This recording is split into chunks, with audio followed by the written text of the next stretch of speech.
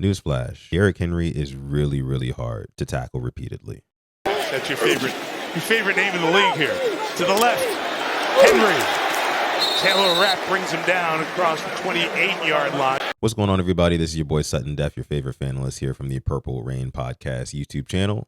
And today I figured we'd talk about some key matchups going into this Ravens versus Bills rivalry rematch in the AFC Divisional round of the playoffs. But you guys know, before we get into any of that, make sure you leave a thumbs up on the video. It helps us out a ton. And then also subscribe to the channel if you are new and maybe consider joining one of our memberships. Without any further ado, let's get into it.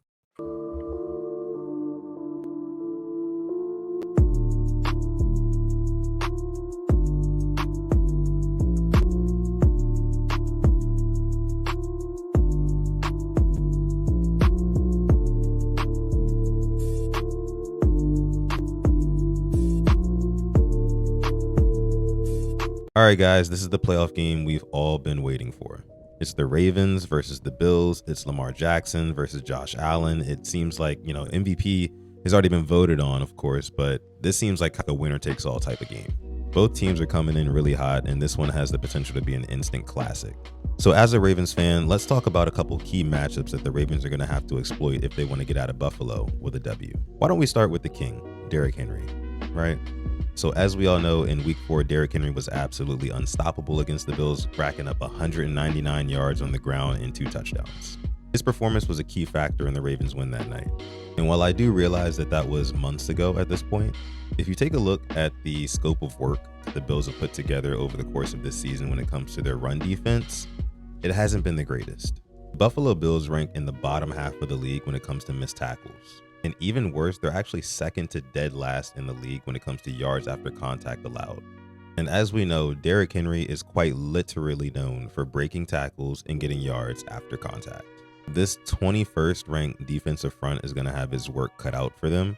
And of course, the linebackers as well. They're going to need guys like Matt Milano, Terrell Bernard, guys like that to step up. Because the biggest thing about Derrick Henry getting yards after contact is that it encourages offensive coordinator Todd Monken to keep trotting him out there on 1st and 2nd down and running him back to back. And if he's getting yards after contact, that means we're probably ahead of the sticks, meaning that we're getting a lot of 2nd and shorts, 3rd and shorts. You get the point. So if this Bills defense cannot tackle Derrick Henry in the backfield and Derrick Henry is allowed to just hop off 2-3 yards at bare minimum a carry and then fall forward for an extra 1 or 2 yards, the Bills are going to be in trouble all night. So here's my second point. Can I interest you in a Mark Andrews legacy game by any chance? Now look, I know in a couple of Bills versus Ravens matchups in the past, Mark Andrews hasn't really shown up big. For example, in the week 4 matchup, Mark Andrews recorded a whopping 0 catches and 0 yards. Basically just out there getting cardio.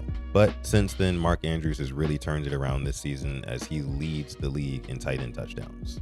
So yeah, again, man, the second matchup that I'm going to be really looking at in this game is Mark Andrews versus the Bills secondary.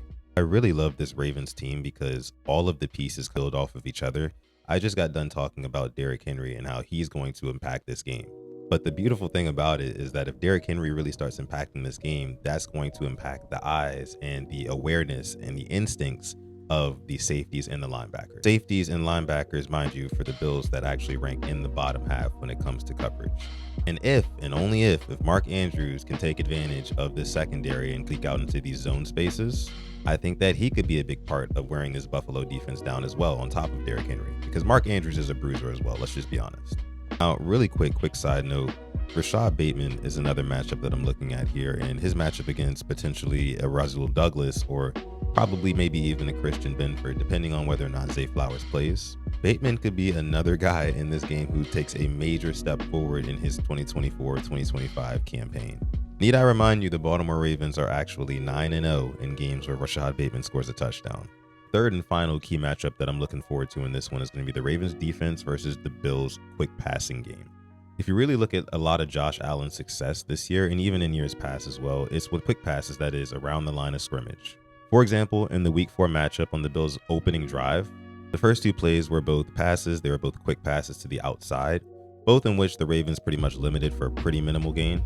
This is going to be a game where a guy like Kyle Hamilton really shines. I know that he's watching tape all week on a lot of these quick passing concepts that the Bills have going on. And do not be surprised if you see the likes of a Kyle Hamilton or maybe even an Ardarius Washington flying up the field to make one of these tackles on one of those short screen plays. And the reason that the Bills do that is because they want to get the pressure off of Josh Allen early and really start to spread the ball around. The more I watch football is the more and more I realize how much of a team sport this game really is. If you think about it, even with a superstar quarterback at the helm, it's not really that beneficial to have one superstar out there trying to dominate the entire game of football when it's a team sport. Unlike basketball, where one guy out of 5 guys in an active rotation can make a huge impact, in football, a lot of things need to go right for the quarterback to be successful. It's kind of the same reason why the game plan against Michael Jordan back in the day was to let him get his, let him go off and put up 40, right? But let's lock down everybody else around here to make sure that he has to be the only one contributing to this team's success. And you've seen that in years past with the Ravens too, where teams take away everything around Lamar Jackson and Lamar Jackson is forced to do absolutely everything. Probably one of the reasons why against the Titans in 2019, Lamar had over 400 yards of offense in that game.